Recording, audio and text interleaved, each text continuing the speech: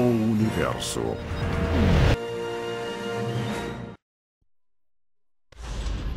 Elas são caóticas e surpreendentes e sua beleza se forma a partir do vazio do espaço.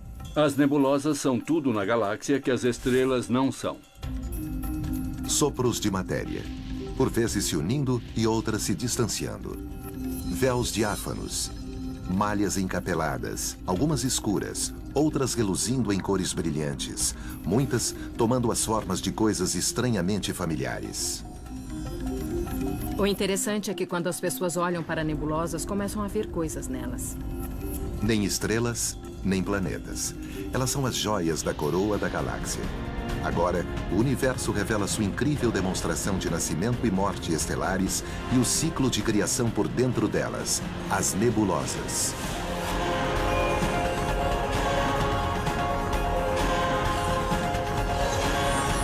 O universo. Nebulosas. Esta é uma das fotografias do espaço mais famosas do mundo.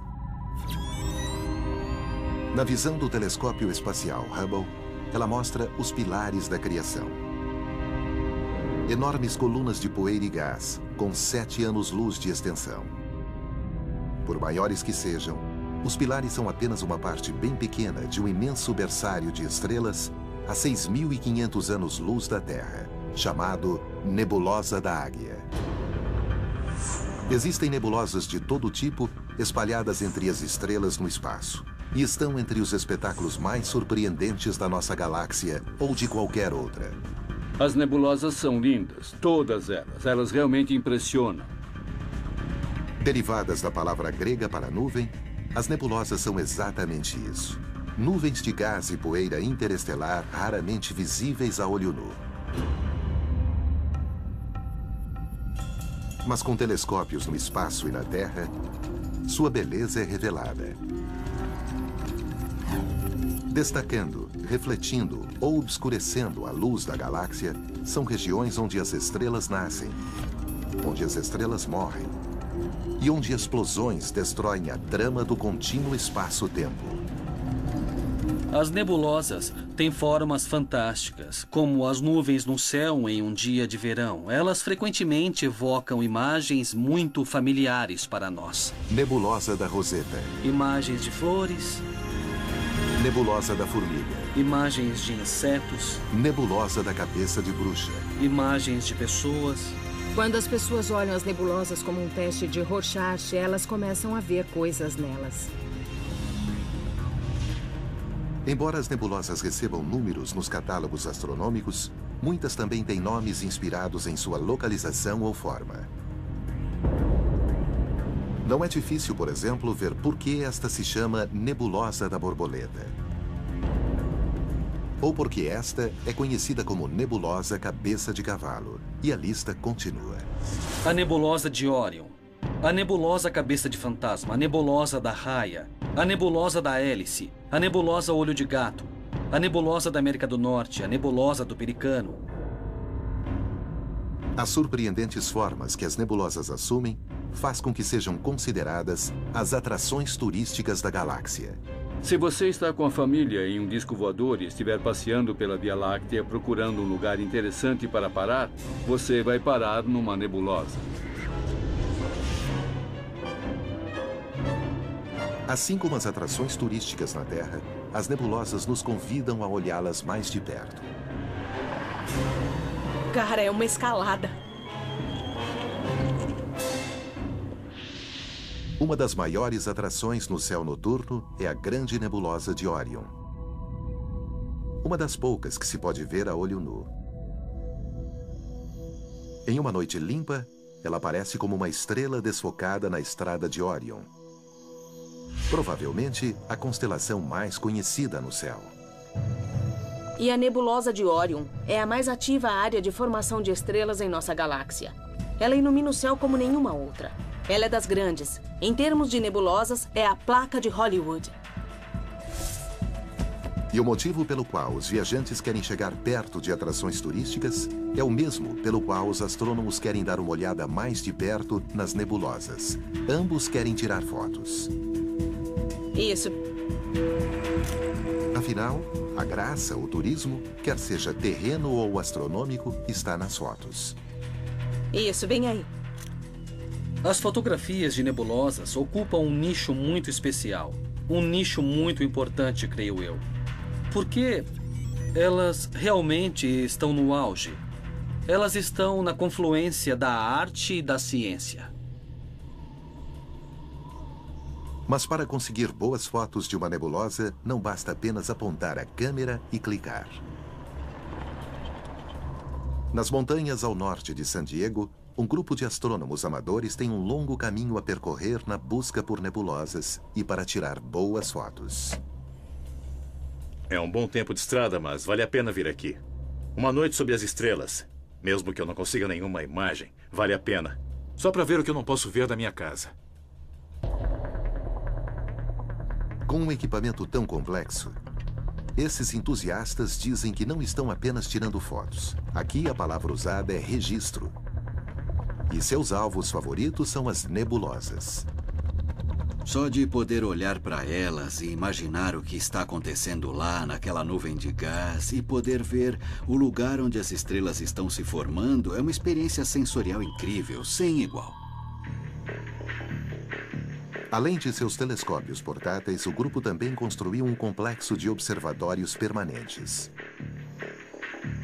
Dentro do edifício que abriga seu telescópio de 50 centímetros, o experiente astrofotógrafo Alan Smallbone prende uma autocâmera especial ao visor. Ele está se preparando para registrar a nebulosa de Orion. Esse objeto representa um grande desafio para mim, porque tem áreas muito claras, tem áreas muito luminosas e tem áreas muito escuras. É um objeto muito difícil de fotografar com precisão. As câmeras digitais usadas pelos astrofotógrafos da atualidade emulam a visão colorida do próprio olho humano. Existem 3 tipos de células cônicas na retina, cada uma sensível à luz azul, verde ou vermelha. Por isso, essas cores são consideradas as cores primárias da luz. Mas a retina de uma astrocâmera é um chip de computador sensível apenas ao preto e branco. Portanto, para fazer fotos coloridas, ela utiliza filtros vermelho, verde e azul, fazendo pelo menos uma imagem de cada um. Isso geralmente é chamado de técnica RGB e é o padrão para produzir cores mais naturais. Ao capturar a nebulosa de Orion, Alan faz exposições prolongadas de 5 minutos usando cada um dos 3 filtros. Mas as nebulosas são tão indistintas que, para tirar as melhores fotos, ele frequentemente precisa fazer dezenas de exposições, levando uma média de 14 horas. Ninguém disse que era fácil. Esses processos podem ser tediosos porque consomem muito tempo e envolvem longos períodos em que você fica sentado esperando a câmera trabalhar e rastrear. E realmente não há nada a fazer, exceto sentar e esperar.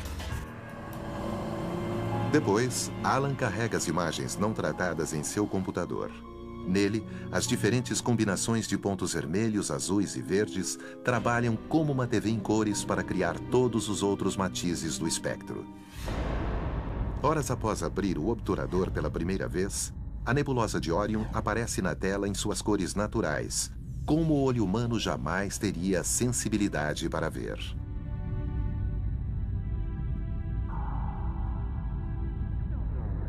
As incríveis imagens destas e de outras formações demonstram o motivo por que, quando o assunto são as nebulosas, a astrofotografia é indispensável. A combinação do telescópio e da câmera realmente permite que se veja detalhes e estruturas das nebulosas que você não teria condições de ver a olho nu, porque são muito fracas e difusas. Com 15 anos de extensão, é uma nuvem enorme, composta em sua maior parte por hidrogênio. É o exemplo mais perfeito do tipo de nebulosa conhecida como nebulosa de emissão. Ela é o berço das maiores estrelas que nascem em nossa galáxia. E é o exemplo mais próximo desse processo para nós. Então, quando você olha para a grande nebulosa de Orion, está olhando para o nascimento de estrelas. Entre as milhares de estrelas jovens na nebulosa de Orion, há 4 que se destacam. Os cantos de um aglomerado de estrelas chamado trapézio, devido à sua forma trapezoidal. Enormes e quentes, elas são responsáveis por este espetáculo astronômico luminoso. O trapézio no centro da grande nebulosa de Órion é o que energiza, é o que faz dela uma nebulosa. Se não tivesse as estrelas do trapézio, seria uma nuvem escura. A radiação das estrelas do trapézio esculpe o gás circundante e faz com que reluza com a luz emitida.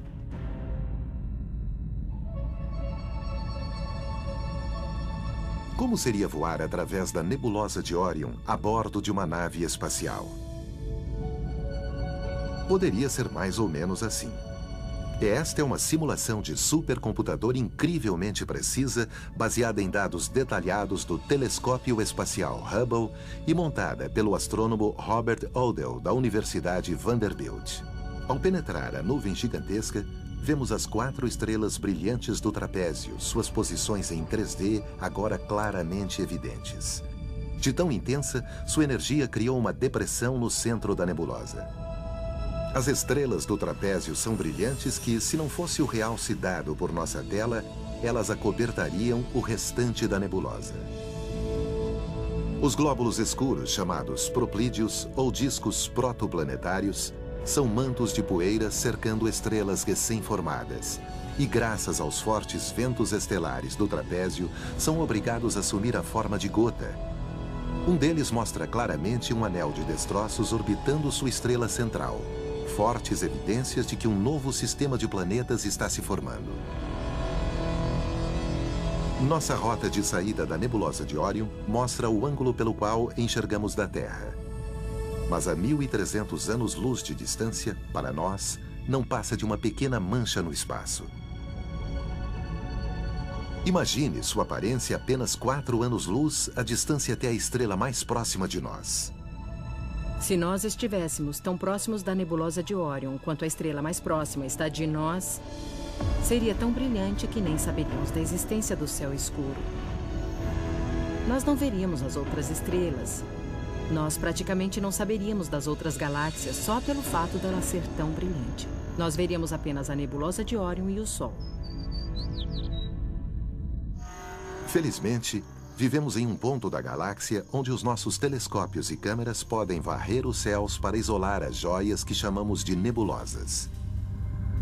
Existem 5 tipos principais.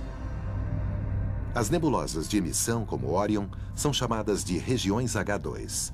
H2 descreve o hidrogênio molecular, excitado por estrelas quentes para emitir luz. Em outros lugares, existem as nebulosas de reflexão, onde as estrelas brilhantes afastaram o gás circundante, deixando apenas poeira para refletir a luz das estrelas.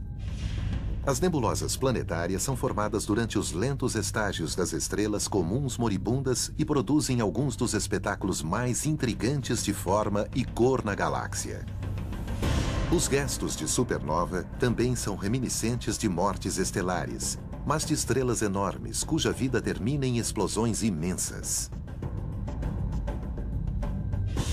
E, finalmente, existem as nebulosas escuras, nuvens de gás e poeira interestelar visíveis, geralmente porque aparecem em silhueta contra as nebulosas brilhantes atrás delas. Com o tempo, as estrelas vão nascer dentro delas. Mas a origem das nuvens de estrelas, gás e poeira das galáxias é o fenômeno mais intrigante de todos. Brotando do misterioso meio interestelar, a charada das nebulosas é como podem se formar a partir daquilo que é praticamente um nada. O espaço e seu imenso vazio têm muito mais do que os olhos podem ver. Preenchendo as distâncias entre o Sol e todos os seus vizinhos galácticos está o meio interestelar, ou ISM. Quando pensamos na escuridão entre as estrelas, nós às vezes pensamos que não há mais nada lá, apenas o vácuo no espaço. Mas na verdade, até mesmo o chamado vácuo no espaço está cheio de poeira e gás. Mas ele é bem rarefeito. Quão rarefeito?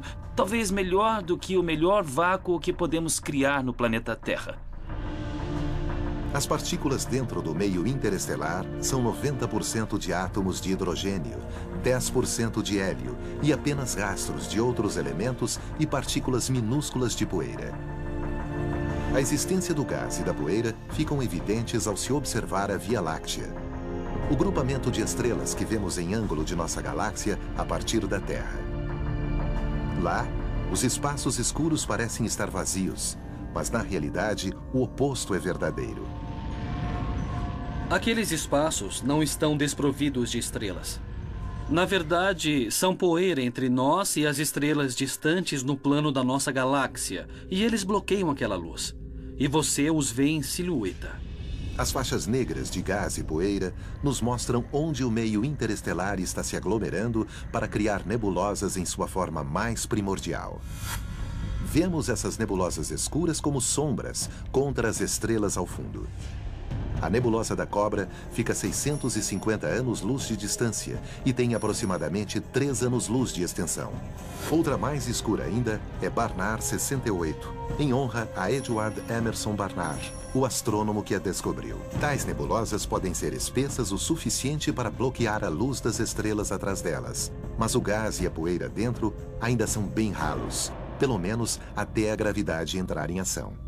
A gravidade é atrativa. Como consequência, temos aglomerados de gás, não importa quão rarefeitos, sendo atraídos pela gravidade até haver grumos de material nuclear se condensando. À medida que a gravidade começa a comprimir o gás, ele começa a se aquecer bastante, gerando as temperaturas de uma estrela.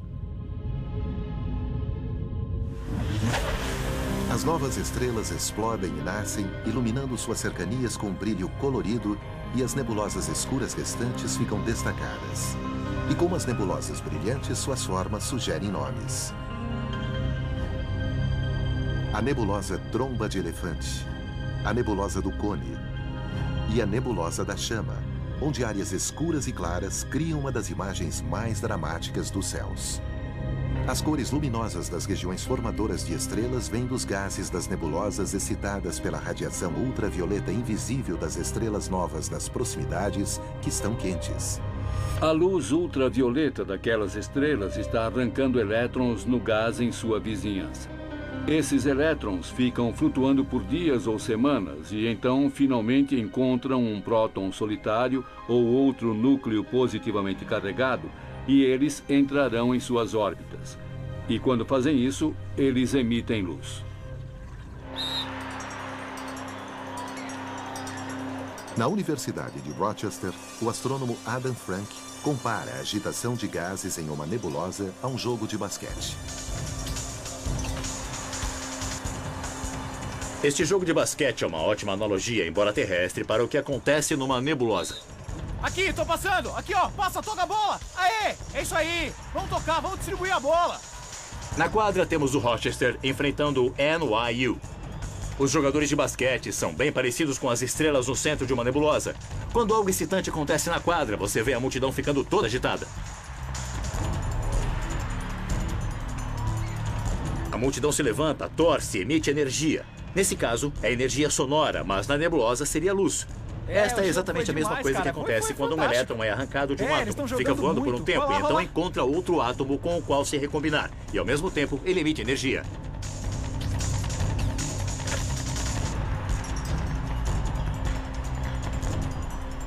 À medida em que novas estrelas nascem dentro das nebulosas, elas às vezes disparam jatos espetaculares. Este tem quase 5 trilhões de quilômetros de extensão. Os jatos são nebulosas por seu próprio direito, geradas pelas nuvens de gás e poeira em sua órbita, enviando material para dentro das jovens estrelas. Devido à rotação, ele antes forma um disco de acreção, que é como um jogo de frisbee girando em torno de uma jovem estrela, alimentando, construindo a jovem estrela. Mas sempre existem campos magnéticos no meio desse gás, e à medida que o disco gira, o material se acumula sobre as linhas de campo, como as chamamos. E ele gira e então é lançado para o espaço. Finalmente, as linhas de campo são envergadas, colimando o jato, criando uma coluna de jato bem sólida. Assim como os jatos estelares, as nebulosas da galáxia exibem uma profusão de bolhas, ondas de choque, pilares e até montanhas. Estas são chamadas montanhas da criação. Uma nebulosa frequentemente comparada aos famosos pilares da criação, mas de fato, 10 vezes maiores. Embora tenham 70 anos-luz de extensão, esta imagem, feita em luz visível, revela uma aparência sutil. Mas veja o que acontece quando olhamos para uma foto do telescópio espacial Spitzer, que os vê em infravermelho. O comprimento de onda da luz infravermelha é ligeiramente mais longo do que aquele da luz visível. É mais vermelha do que a luz vermelha. Costumamos ver a luz infravermelha de corpos como os nossos, que são cálidos, mas não extremamente quentes. Já que a luz infravermelha é emitida por qualquer coisa que está quente, costuma ser usada para detectar calor. Nas câmeras especiais, cada temperatura é detectada com uma cor infravermelha, que nós não enxergamos. Depois, ela é traduzida para uma cor visível que podemos enxergar. É assim que o infravermelho pode usar o calor do corpo para mostrar alguns astrônomos amadores trabalhando na escuridão. De outro modo, teríamos que acender uma luz para poder vê-los. O mesmo princípio se aplica no espaço. Esta é a nebulosa da Águia, mostrada em luz visível. Mas o telescópio Spitzer, que usa infravermelho, a vê de uma maneira muito diferente, revelando uma região de poeira extremamente quente vista aqui em vermelho. Mas você tem de se perguntar o que poderia deixar a poeira tão quente? As estrelas na nebulosa? Não são luminosas nem quentes o bastante, mas talvez a explosão de uma supernova. Talvez a morte violenta de uma estrela. Uma supernova poderia produzir uma onda de choque enorme que poderia ter um impacto substancial, porque a nebulosa da Águia é o lar dos pilares da criação. Para os pilares não parece que vai ser muito bom. O grande problema é que aquela onda de choque da supernova, que está se expandindo a partir da estrela que está explodindo, cedo ou tarde vai atingir aqueles pilares. E quando atingir os pilares, vai evaporá-los e eles serão destruídos, deixando as estrelas que estão se formando nos pilares para trás. Mas todo aquele gás e poeira e aquelas belíssimas formas parecidas com pilares simplesmente vão desaparecer. O infravermelho, que revela o destino dos famosos pilares, é apenas uma das ferramentas na caixa dos astrônomos. Mas as nebulosas podem ser vistas em luzes de todos os tipos, arrancando véus que, de outro modo, manteriam seus segredos ocultos para sempre. No universo repleto de luz, os astrônomos aprenderam a ver as estrelas analisando luzes de diferentes tipos, como as imagens em infravermelho do telescópio espacial Spitzer. O infravermelho é apenas uma região do espectro eletromagnético, uma escala imensa que usamos para medir os comprimentos de onda de todos os tipos de radiação.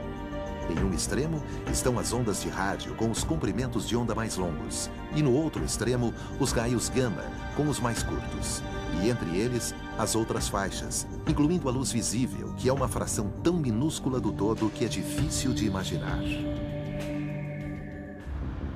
E qual é o tamanho do espectro visível? Se você tivesse um rolo de filme representando todo o espectro eletromagnético, estendendo-se 4.000 quilômetros, da Califórnia ao Alasca, a seção que conteria o espectro visível cairia mais ou menos no meio, perto da Universidade de Washington.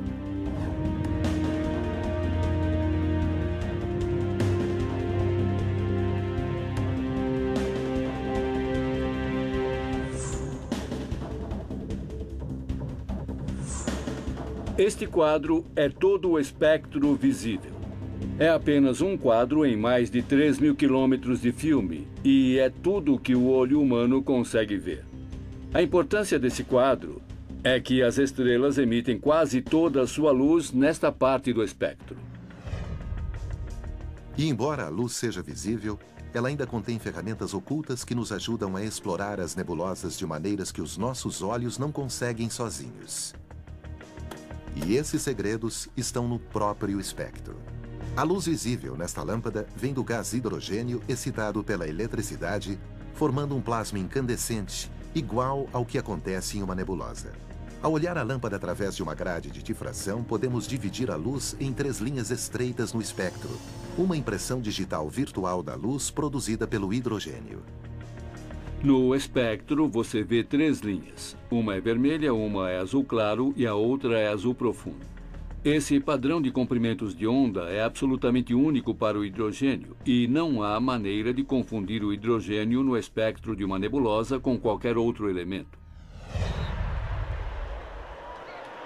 É como a multidão em nosso jogo de basquete.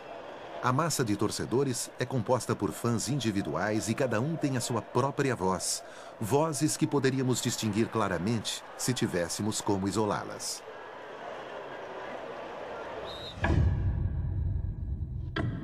Ao isolar as linhas espectrais individuais dos elementos contidos nas nebulosas, os astrônomos foram capazes de criar imagens realmente dignas dessas atrações turísticas da nossa galáxia. Ao usar os chamados filtros de banda estreita, correspondendo a linhas individuais, os astrônomos nos deram outra maneira de ver coisas que não podemos ver sozinhos. Quando o telescópio Hubble fotografou os pilares da criação, usou um filtro para isolar a linha vermelha mais luminosa do hidrogênio, outro para isolar a linha ainda mais vermelha do enxofre, e um terceiro para capturar o verde azulado do oxigênio. Zoltan Levey, um especialista em imagens, monta os componentes de modo a formar uma imagem totalmente colorida que revela mais do que a soma de suas partes. Ao passar imagens de uma nebulosa através de um filtro que isola a luz de um elemento em particular, podemos ver a distribuição desse elemento pela nebulosa. Mas muito mais do que isso, vemos como as condições físicas variam em toda a nebulosa. Se as verdadeiras cores das linhas do hidrogênio, oxigênio e enxofre fossem combinadas, a imagem dos pilares ficaria mais ou menos assim. Mas a equipe do Hubble traduz cada elemento em uma das cores primárias da luz. O verde azulado do oxigênio é designado ao azul. O vermelho do hidrogênio é designado ao verde. E o enxofre, cuja cor é semelhante à do hidrogênio, é designada ao vermelho. Por vezes chamada de falsa cor, o resultado é uma visualização melhor da realidade material. Isso é o que eu chamaria de cor representativa, devido à maneira como construímos essa imagem. As cores podem não parecer as mesmas cores que veríamos se estivéssemos olhando para a imagem a olho nu ou através de um telescópio, mas elas representam os processos físicos que estão acontecendo lá. Os filtros de hidrogênio, oxigênio e enxofre combinados dessa maneira são chamados de paleta do Hubble, que é amplamente usada em todos os tipos de fotografias de nebulosas. Ela nos mostra não só o colorido caos das nebulosas de emissão, mas também imagens surpreendentes dos lugares onde as estrelas morrem.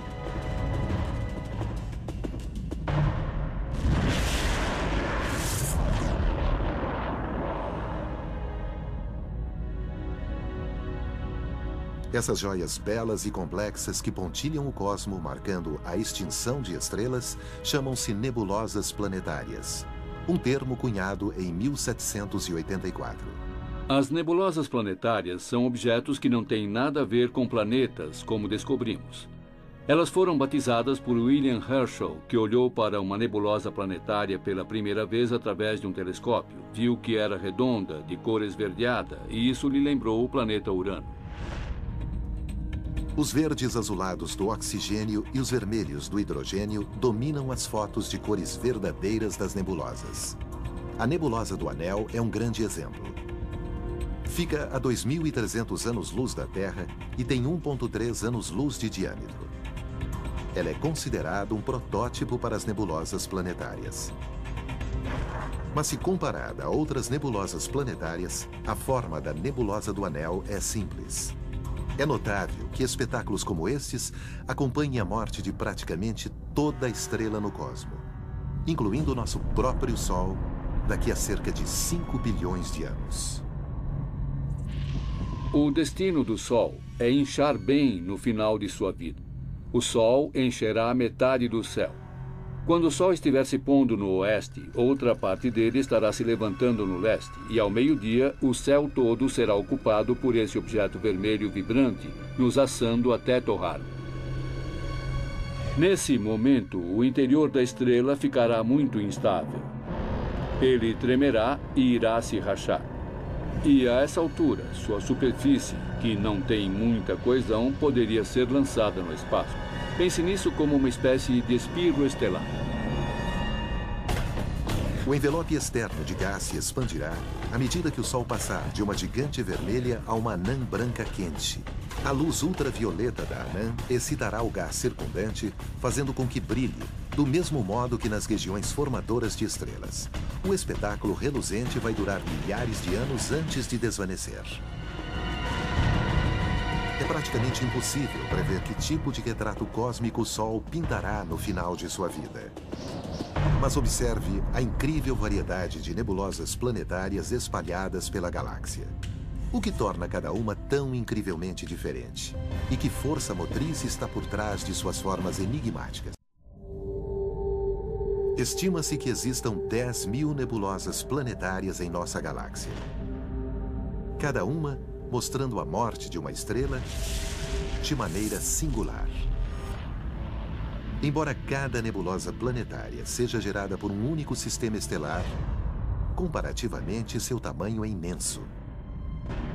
As nebulosas planetárias são enormes. Se isto entre os meus dedos fosse o sistema solar, o raio de uma nebulosa planetária seria de 1.000 a 10.000 vezes maior. Contudo, devido à sua grande distância da Terra, para nós, a maioria das nebulosas planetárias aparece como pontinhos minúsculos no cosmos. A distância da nebulosa planetária NGC 2440 é de 4.000 anos-luz. E embora a nebulosa em si tenha 1 ano-luz de extensão, quando vista da Terra, seu tamanho é apenas 4% do diâmetro da Lua cheia. Só os telescópios mais potentes podem vê-la em detalhe. Uma nebulosa aparentemente tão grande quanto a Lua é a nebulosa da Hélice. Ainda assim, para ser vista, ela precisa ser fotografada com uma exposição prolongada. Sua forma surpreendente até inspirou alguns a chamá-la de Olho de Deus. A cerca de 450 anos-luz de distância, está entre as nebulosas planetárias mais próximas da Terra. Como tal, tem sido estudada intensamente. Esta foto do telescópio espacial Hubble é uma das imagens astronômicas mais detalhadas já feitas. Entre as surpresas que ela revela, estranhos nós, parecidos com raios de roda, estão dentro da nebulosa. Eles chamaram de nós cometários, talvez pensando que eram cometas antigos em torno da estrela, quando de fato são apenas uma interação natural da luz da estrela com o gás. Quando a luz da estrela é projetada, ela choca com o gás. É mais ou menos como jogar água fria no fogo. E isso faz com que o gás se recurve e se fragmente. As cores vistosas vistas nas fotos das nebulosas planetárias enganam. Se uma nave espacial estivesse próxima da estrela central da nebulosa da Hélice, por exemplo, o gás incandescente seria praticamente invisível, de tão molecular. Essa imagem só começaria a mudar se fôssemos para os extremos dessa nebulosa planetária. Nós teríamos de viajar cerca de 1000 vezes o raio do sistema solar antes de podermos ver o brilho dos gases da nebulosa planetária em si. E elas seriam bem parecidas com a aurora boreal que vemos aqui na Terra. Veríamos cores belíssimas. E então, pouco depois disso, terminaríamos nosso voo pela nebulosa e estaríamos nas profundezas do espaço. Olhando para trás, as cores da nebulosa são mais aparentes. De outro modo, o gás é molecular demais para ser visto, a não ser que olhemos através de todo o seu envelope de bilhões de quilômetros de espessura como estamos agora. Mas mesmo assim, precisamos de um realce. Os nossos olhos veem o já esperado vermelho do hidrogênio, mas mais cores aparecem e a estrutura se torna mais clara se a nossa nave espacial aplicar a paleta do Hubble à nossa visão. Ainda assim, a nossa visão da nebulosa é limitada por nossa posição. Assim como acontece na Terra, nós a vemos de apenas uma direção. Ela parece um anel alongado, mas a nossa nave espacial contorna a nebulosa e nos damos conta de que, de outro ângulo, tem uma aparência muito diferente. Ela não é um anel de gás, nem mesmo uma esfera, mas dois discos distintos se sobrepondo, possivelmente graças à descarga de gás da estrela central, em duas fases diferentes, em momentos diferentes, perto do final de seu ciclo de vida. As questões acerca das formas de nebulosas planetárias estão entre as mais desconcertantes de toda a astronomia. Vamos ver algumas das formas das nebulosas planetárias. Elas podem ser redondas, como a nebulosa Fatia de Limão, e até elípticas, como a nebulosa do Espirógrafo e muitas outras. Até casos extremos, como a nebulosa da Formiga e a nebulosa das Lulas Gêmeas, mais conhecida como M29. Já que uma estrela inicia sua vida como uma esfera, poderíamos esperar que seu último suspiro produzisse uma nebulosa planetária esférica. Mas, de fato, apenas 10% das nebulosas planetárias têm essa forma. Entre as forças motrizes por trás das formas mais exóticas estão os ventos estelares, oriundos das diferentes camadas de gás expelidas pela estrela em diferentes momentos de seu ciclo de morte e em velocidades diferentes. E o resultado é um conjunto de ventos interativos, ventos colidindo com outros ventos em seu interior. Esse é um processo que esculpe a nebulosa e ajuda a lhe dar sua forma interessante. As mais intrigantes das nebulosas planetárias são aquelas com formas bipolares. Forças misteriosas, contidas no interior desses estranhos objetos, fazem com que o gás incandescente saia em jatos reminiscentes dos jatos estelares das estrelas no processo de nascer. E como dois fenômenos tão semelhantes podem acontecer tanto no início como no fim da vida estelar? Os jatos são fenômenos onipresentes na astronomia. O que esses jatos têm em comum é a presença de um disco de acreção, que é gás em rotação, campos magnéticos dentro do gás em rotação. E à medida que materiais fluem através do disco de acreção, eles se carregam sobre as linhas de campo e são soprados de volta para o espaço. Mas uma estrela moribunda não tem um disco de material caindo dentro dela, a não ser que faça parte de um par binário, ou duas estrelas orbitando em volta uma da outra. E os pares binários são muito comuns no universo. À medida que as duas estrelas giram em torno uma da outra, uma das estrelas está cedendo massa para a outra. O material flui de uma das estrelas para a outra e se forma um disco de acreção. Campos magnéticos aparecem naquele disco de acreção e o material é soprado dele, assim como nos outros casos. As nebulosas planetárias representam os processos normais da morte de estrelas em todo o universo.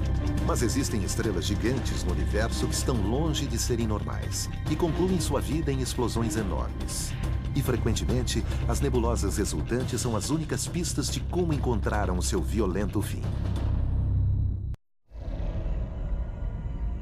Em 1054, uma estrela gigantesca explodiu a 6.300 anos-luz do Sistema Solar. Da Terra, parecia ser uma estrela nova, a mais brilhante no céu. Era 10 vezes maior do que Vênus e ficou visível em plena luz do dia por 29 dias. Ela foi vista por astrônomos chineses e talvez pelo povo Anasazi do Novo México, como se pode ver em um de seus petroglifos. Ela desvaneceu quase tão rapidamente quanto apareceu e hoje só podemos vê-la usando telescópios. Mas o que restou dela é espetacular. 1000 anos depois, nós a chamamos de Nebulosa do Caranguejo, uma de uma série de nebulosas conhecidas como restos de supernovas. Os restos de supernovas são essencialmente as nuvens de destroços em expansão resultantes da explosão estelar de uma estrela realmente grande. É a explosão de morte de uma estrela imensa no final de sua vida. Os restos de supernovas são semelhantes às nebulosas planetárias, pois cada uma resulta da morte de uma estrela. Quando uma estrela inicialmente evolui para se tornar uma nebulosa planetária, ela ejeta massa densa de sua superfície muito lentamente. Mas não é uma explosão, é apenas uma ejeção. Uma supernova é muito mais simples, é apenas uma explosão. Tudo acontece em segundos. E a nebulosa que vemos em volta são os estilhaços que ainda permanecem. O espetáculo de luz vem da onda de choque da explosão colidindo com o material circundante e resultando em sua incandescência. O princípio foi dramaticamente ilustrado como realmente aconteceu em 2004, quando o telescópio espacial Hubble capturou esta onda de choque, atingindo um anel de gás nos restos de uma supernova que explodiu a 160 mil anos-luz de distância em 1987. Mais perto de nós, a nebulosa do Caranguejo permanece como a mais famosa de todos os restos de supernovas.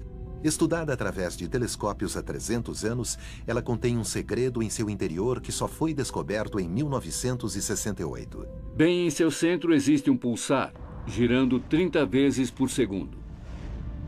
Um pulsar é uma estrela de nêutrons giratória tão densa que apenas uma colher de chá dela pesaria 1 bilhão de toneladas. Aquele, dentro da nebulosa do Caranguejo, tem apenas 29 quilômetros de diâmetro e pesa mais do que o nosso Sol. Ele está girando rápido, mas perdendo energia gradualmente, começará a girar mais devagar. E a energia de sua rotação está sendo transferida para o gás e, de fato, grande parte da radiação dentro daquela nebulosa é alimentada pela diminuição da velocidade do pulsar. Sua radiação é vista como sinistro brilho azul no centro da nebulosa do Caranguejo. Ela é gerada por elétrons movendo-se praticamente à velocidade da luz através dos campos magnéticos do pulsar. Mas existe mais do que apenas um brilho azul. Fotos espaciais recentes revelam que os campos magnéticos estão agitando o centro da nebulosa. Você vê pequenas ondas emanando do pulsar. Não seria uma analogia ruim pensar em um campo magnético como elásticos esticados, e quando solta, você causa uma perturbação que atinge todo o campo. E é mais ou menos isso que está acontecendo. Desconhecemos os detalhes, mas podemos ver o fenômeno, e ele está bem claro. A morte da estrela que formou a nebulosa do Caranguejo é parte do ciclo de vida da galáxia. O gás expelido para o espaço como restos de supernovas e nebulosas planetárias retorna ao meio interestelar, onde se torna matéria-prima para futuras gerações de estrelas. Esse processo não tem como continuar para sempre, porque temos uma quantidade finita de gás hidrogênio.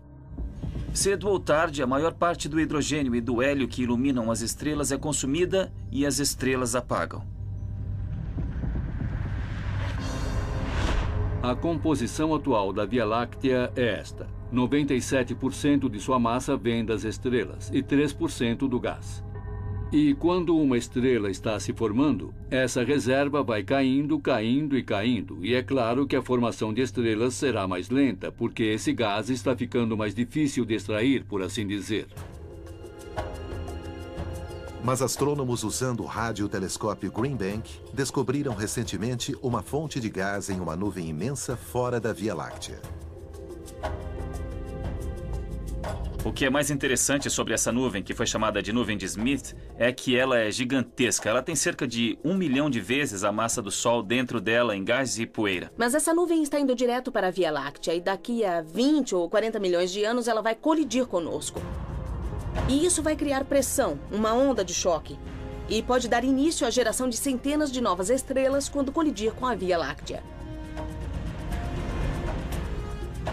À medida que o gás da nuvem de Smith for comprimido pela colisão, uma nebulosa formadora de estrelas novinha em folha irá iluminar a galáxia e o ciclo de vida do universo seguirá seu caminho. Contudo, a longo prazo, não existem nuvens de Smith suficientes para sustentar o processo e, gradualmente, as nebulosas irão desaparecer. O universo tem cerca de 14 bilhões de anos de idade. Volte daqui a 100 bilhões de anos e olhe para a Via Láctea. Aquela grande e brilhante massa de estrelas não poderá mais se formar. Tudo o que restará serão antigos restos de estrelas que se formaram no passado distante. É um lugar monótono, um lugar muito sem graça. Nós vivemos em uma época empolgante na era do universo. Antes das estrelas se apagarem e antes do fim do reservatório de novos materiais para formar novas estrelas e planetas. É uma época privilegiada. Esta é uma época em que o céu ainda permanece repleto de espetáculos, como a grande nebulosa de Órion, os pilares da criação e o olho de Deus. Cada um, uma pequena maravilha da natureza na grande imensidão do universo.